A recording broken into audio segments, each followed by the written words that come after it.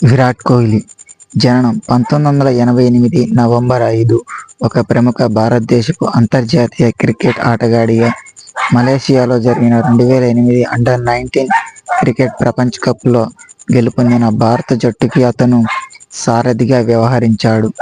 First class క్రికెట్లో అతను ఢిల్లీ జట్టుకి ప్రాతినిధ్యం వహించాడు. అతను 2008లో రాయల్ ఛాలెంజర్స్ బెంగళూరు తరపున, 2009 ఇండియన్ ప్రీమియర్ లీగ్లో ఆడాడు. పశ్చిమ ఢిల్లీ క్రికెట్ అకాడమీలో అతను క్రికెట్ను అభ్యసించాడు. కోహ్లీ ఒక మిడిల్ ఆర్డర్ బ్యాట్స్మన్. ఇతను ఓపెనింగ్ బ్యాట్స్మన్గా కూడా ఆడగలడు. బ్యాట్స్మన్ కొరకు ఐసీసీ ఓడిఐ ర్యాంకింగ్లలో 873 పాయింట్లతో కోహ్లీ మొదటి స్థానంలో ఉన్నాడు. కవర్ రీజియన్ మీదుగా అతను కొట్టే షాట్స్కు అతను ప్రసిద్ధి చెందాడు. అతను రైట్ ఆర్మ్ మీడియం పేస్లో కూడా బౌలింగ్ చేయగలడు. కోహ్లీ 2014-15 ఆస్ట్రేలియా పర్యటన మధ్యలో ధోనీ నాయకత్వంలో బాధ్యతల నుంచి వైదొలగడంతో భారత టెస్టు జట్టు కెప్టెన్గా నియమితులయ్యాడు. ఆయన 15 జనవరి 2022న టెస్ట్ క్రికెట్ కెప్టెన్సీ నుండి తప్పుకున్నాడు. తన తండ్రి మరణించిన రోజు కర్ణాటకతో జరిగిన రంజీ ట్రోఫీ మ్యాచ్లో ఢిల్లీ తరపున ఆడినప్పుడు కోహ్లీ మొదటిసారి వెలుగులోకి వచ్చాడు. అతని కుటుంబానికి అతనికి అవసరం బాగా ఉన్న కీలక క్షణంలోనే అతను జట్టులోని వారికి కూడా అతని అవసరం వచ్చింది. కానీ తను బ్యాటింగ్ చేయాలని అనుకున్నట్లు చెప్పి 90 పరుగులు చేశాడు. ఇది క్రికెట్ పట్ల అతనికి నిబద్ధత చూపిస్తుంది. ఈ మ్యాచ్ను ఢిల్లీకి అనుగుణంగా మార్చడంలో ఈ ఇన్నింగ్స్ కీలకమైనది. 2008 అండర్-19 క్రికెట్ ప్రపంచ కప్. మలేషియాలో జరిగిన 2008 అండర్-19 క్రికెట్ ప్రపంచ కప్లో విజయాన్ని సాధించిన భారత జట్టుకి కోహ్లీ సారథ్యం వహించాడు. 4వ స్థానంలో బ్యాటింగ్ చేస్తూ వెస్టిండీస్ అండర్-19తో ఆడిన మ్యాచ్లో సాధించిన 100 పరుగులతో సహా 6 మ్యాచ్లలో సగటు 47 పరుగులతో అతను మొత్తం 235 పరుగులు సాధించాడు. ఆ టోర్నమెంట్ సమయంలో బౌలింగ్లో అతను చేసిన పరుగులు యుక్తికరమైన మార్పులకి అతను ప్రశంసలు కూడా అందుకున్నాడు. ఆస్ట్రేలియాలో జరిగిన 2009 ఎమర్జింగ్ ప్లేయర్స్ టోర్నమెంట్లో ఇండియా విజయం సాధించడానికి కోహ్లీనే కారకుడు. దక్షిణ ఆఫ్రికాతో జరిగిన ఫైనల్లో కోహ్లీ భారతదేశం కొరకు ఒక శతకం సాధించాడు. 17 పరుగుల తేడాతో ఇండియా ఆ ఆటలో గెలుపొందింది. 2 శతకములు, 2 అర్ధశతకములతో సహా 7 మ్యాచీలలో మొత్తం 398 పరుగులతో కోహ్లీ ఆ టోర్నమెంట్లో అత్యధిక పరుగులు సాధించాడు. కోహ్లీ 2008 ఇండియన్ ప్రీమియర్ లీగ్లో ఆడాడు. 2008 ఐపీఎల్ మొదటి సీజన్ ముందు రాయల్ ఛాలెంజర్స్ బెంగళూరు 3 లక్షలకి అతన్ని కొన్నది. ఐపీఎల్ మొదటి సీజన్లో అతను అంత బాగా ఆడలేదు. 13 ఇన్నింగ్స్ల్లో సగటు 15 పరుగులతో మొత్తం 165 పరుగులు మాత్రమే చేశాడు. తన బౌలింగ్లో డెక్కన్ చార్జర్స్ పైన మాత్రమే కేవలం 2 వికెట్లు తీశాడు. ఆ సీజన్ మొత్తంలో కేవలం 2 క్యాచ్లు మాత్రమే పట్టుకున్నాడు. కానీ ఐపీఎల్ 2వ సీజన్లో అతను కొద్దిగా మెరుగయ్యాడు. ఇక్కడ అతను 11 ఇన్నింగ్స్ల్లో 21.5 పరుగులు సరాసరితో 215 పరుగులు చేశాడు. 9 క్యాచీలు, 2 రన్అట్లు తీసుకున్నాడు.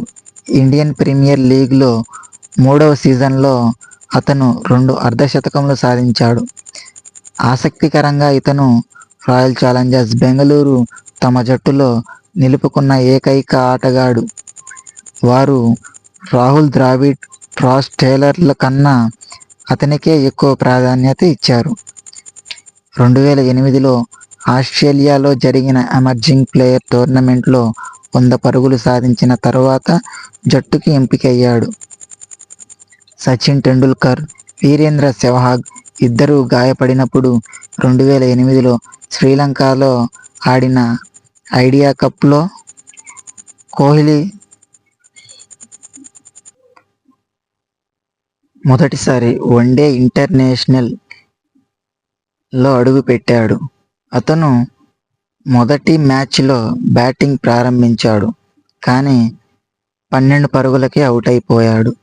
కానీ ఆ సిరీస్లో అతి తక్కువ పరుగులు చేసి రెండో మ్యాచ్లో అతను అత్యంత కీలకమైన 37 పరుగులు చేశాడు. అది ఇండియాకు గెలుపుకు ఆ సిరీస్ని సమం చేయడానికి సహాయపడింది.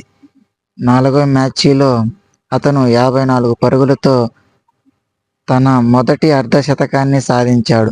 ఇది ఇండియాకు ఆ సిరీస్ గెలుపొందడానికి సహాయపడింది. శ్రీలంకలో జరిగిన వన్డే ఇంటర్నేషనల్ ఇండియా ఇది మొదటి గెలుపు. తరువాత అదే సంవత్సరం ఇంగ్లాండ్తో మన దేశంలో జరిగిన ఓడిఐ సిరీస్కు అతను జట్టులోకి చేర్చుకోబడ్డాడు. కానీ టెండూల్కర్, సెహ్వాగ్ ఇద్దరు జట్టులోకి తిరిగి రావడంతో అతనికి ఆడడానికి అవకాశం రాలేదు. ఆల్రౌండర్ రవీంద్ర జడేజాను ఎంపిక చేసుకున్నందున జనవరి 2009న శ్రీలంకలో జరిగిన 5 మ్యాచీల ఓడిఐ సిరీస్న 2009 మధ్య నుండి రిజర్వ్ ఓడిఐ బ్యాట్స్మెన్గా ఉన్నాడు. ఆస్ట్రేలియాతో జరిగిన స్వదేశీ సిరీస్కి యువరాజ్ సింగ్ తిరిగి శారీరకంగా యోగ్యత సాధించాడు. కావున ఆ సిరీస్లో కోహ్లీ కేవలం కొన్ని మ్యాచ్లలో మాత్రమే ఆడాడు. గాయాల కారణంగా యువరాజ్ సింగ్ తప్పుకోవడంతో డిసెంబర్ 2009 శ్రీలంక భారతదేశ పర్యటనకు వచ్చినప్పుడు 4వ ఓడిఐలో ఆడడానికి కోహ్లీకి అవకాశం వచ్చింది. గౌతమ్ గంభీర్తో కలిసి సింగిల్స్ తీస్తూ అతను తన మొదటి ఓడిఐ శతకాన్ని సాధించాడు. మూడో వికెట్కి వారు 224 పరుగుల భాగస్వామ్యాన్ని పంచుకున్నారు. ఆ మ్యాచ్లో ఇండియా 7 వికెట్ల తేడాతో విజయం సాధించింది. 3-1 స్కోరుతో ఆ సిరీస్ని కైవసం చేసుకుంది. ఆ సిరీస్లో అతని ప్రదర్శనకు గౌతమ్ గంభీర్ తన మ్యాన్ ఆఫ్ ది మ్యాచ్ని కోహ్లీకి ఇచ్చాడు. జనవరి 2010 బంగ్లాదేశ్లో జరిగిన 3 దేశపుల టోర్నమెంట్ నుండి వయసులో అతను కన్నా పెద్దవాడైన బ్యాట్స్మెన్ సచిన్ టెండూల్కర్ తప్పుకోవడంతో ఇండియాలో ఆడిన 5 మ్యాచ్లలో కోహ్లీ ఆడాడు.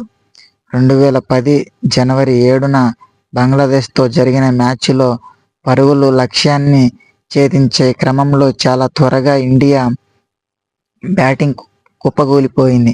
దానికి ప్రతీక 9 పరుగులకే శ్రీలంక చేతిలో మొదటి వికెట్ పడిపోయిన తర్వాత ఒక గెలుపును తమ ఖాతాలో నమోదు చేసుకోవడంలో ఇండియాకు సహాయంగా అతను 91 పరుగులు అత్యధిక స్కోరు చేశాడు.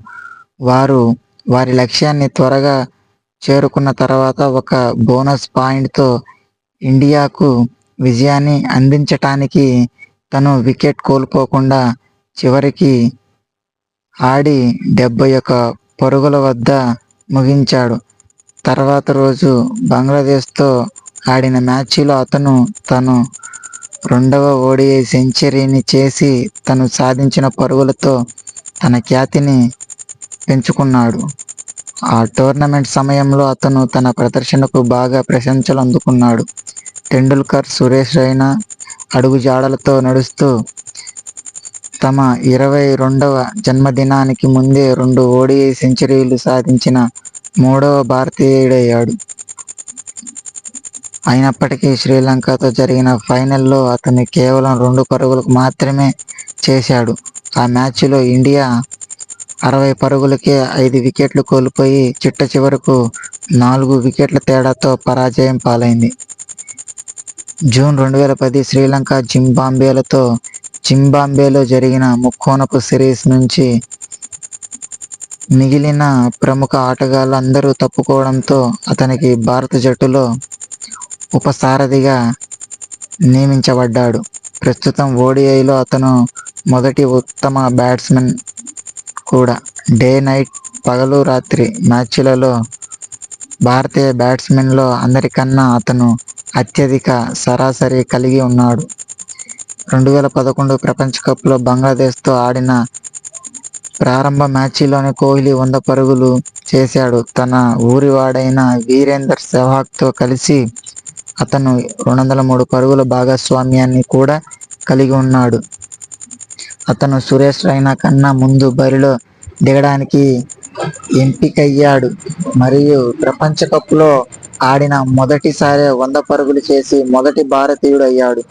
కానీ దక్షిణాఫ్రికా, ఇంగ్లాండ్, ఆస్ట్రేలియాతో ఇండియా ఆడిన ముఖ్యమైన మ్యాచ్లలో కోహ్లీ ఎక్కువ పరుగులు సాధించలేకపోయాడు.